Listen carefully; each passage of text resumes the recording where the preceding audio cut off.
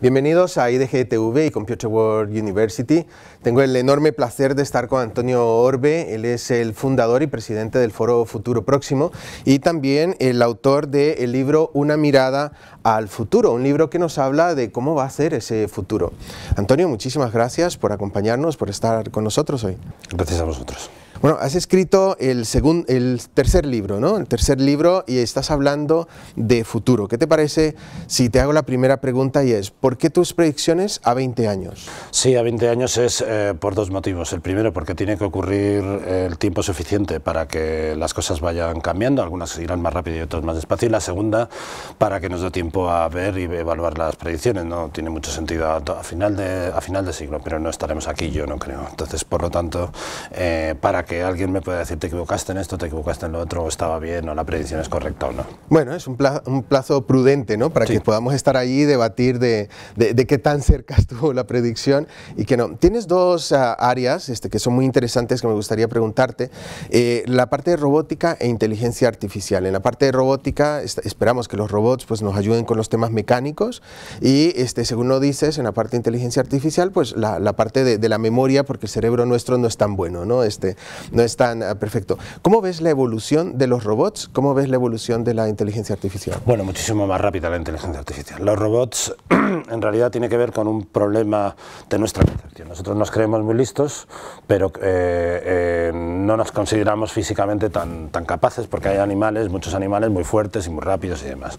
Pero la realidad no es esa. La realidad es que nuestro pensamiento no es tan hábil como nosotros pensamos y en cambio nuestro cuerpo es muy sofisticado. Así que cuando todo eso lo llevamos a las máquinas, resulta que hacer robots es muy difícil, pero en cambio hacer máquinas que piensen es mucho más fácil. Y entonces es una paradoja, se llama la paradoja de Moravec y es una paradoja, y vamos a tener mucho más difícil automatizar tareas mecánicas que tareas mentales. Puestos a decir de alguna manera, es más difícil automatizar, si quieres, al CEO, o más fácil automatizar al CEO que al camarero. Bueno, ese es un mensaje interesante. De hecho, la siguiente pregunta, que creo que es una pregunta que está de hecho muy de moda, se está hablando de esto, se habla en todos los ámbitos, es si los robots nos van a sustituir, ¿no? Si van a sustituir todos los empleos. De hecho, se habla de todos, ¿no? ¿Cuál es tu visión aquí? Sí, yo creo que no todos, pero sí, claramente sí, lo están haciendo, lo llevan haciendo toda la vida. Por definición, una máquina es alguien que hace un trabajo humano, siempre ha sido así. Que los robots van a quitar los empleos es algo que nadie niega. Incluso los que dicen que sí, luego cuando lees entre líneas dicen que sí, que nos los van a quitar. Lo que ha dicho la economía clásica es que donde los quitan en un sitio las máquinas, pero los ponen en otro. La pregunta es, ¿van a ser capaces de crear empleos a la misma velocidad a las que los quitan? Y, por ejemplo, un caso clarísimo, WhatsApp, cuando fue comprada por Facebook, tenía 50 empleos. ¿Vamos a sustituir, a crear puestos de trabajo suficientes creando empresas como WhatsApp con 50 empleos? No parece. Sí, se ve complicado. Y con lo cual la última pregunta que también la abordas aquí en este tema es la economía, ¿no? Porque vamos a tener que enfrentarnos y como mínimo empezar a debatir ya distintos modelos económicos si realmente el robot está sustituyendo el trabajo, que quizás la preocupación no es que me sustituya el trabajo, ¿no?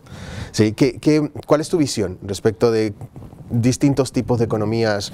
Sí, realmente yo no es mi especialidad y en el libro los planteo sin más. Por ejemplo, puedo decir mucho de inteligencia artificial, quizá de economía es plantearlo, pero obviamente si el trabajador no tiene, el trabajador es el consumidor, si el trabajador no tiene dinero no es consumidor. Entonces, exacto. ¿Qué es lo que ocurre con la economía? Pues que tiende a estancarse y hay un problema. Yo creo que la redefinición, porque otra cosa que existe es abundancia, es decir, la tecnología nos ha traído abundancia, hay riqueza, pero no está bien distribuida. Es una parte absolutamente clave, muy compleja, porque es política y mundial, pero yo creo que vamos a ir ahí, vamos a plantearnos eso. Y una parte también absolutamente fundamental que me interesa es la educación, que es si no hay trabajo, ¿por qué estamos educando a los jóvenes para un mundo en el que no hay trabajo, en el que no van a trabajar? No deberíamos de empezar ya a pensar cómo educamos a la juventud, o cómo nos educamos a nosotros mismos, sin pensar ya en ese mundo que está cambiando y que va a ser muy distinto. Efectivamente, distintos planteamientos, pero al final del día, ¿cómo hacemos que el robot vaya al supermercado y compre, ¿no? Entonces, ese tipo de cosas tenemos que pensarlas bien, porque la economía definitivamente va a cambiar. Antonio, muchísimas gracias por contarnos qué es lo que dices en el libro, pero evidentemente os invito a que os compréis el libro Una mirada al futuro y que investigues muchísimo más y que te unas a la discusión de todo esto que se está hablando y que además es parte del futuro próximo. Muchísimas gracias por acompañarnos. A ti.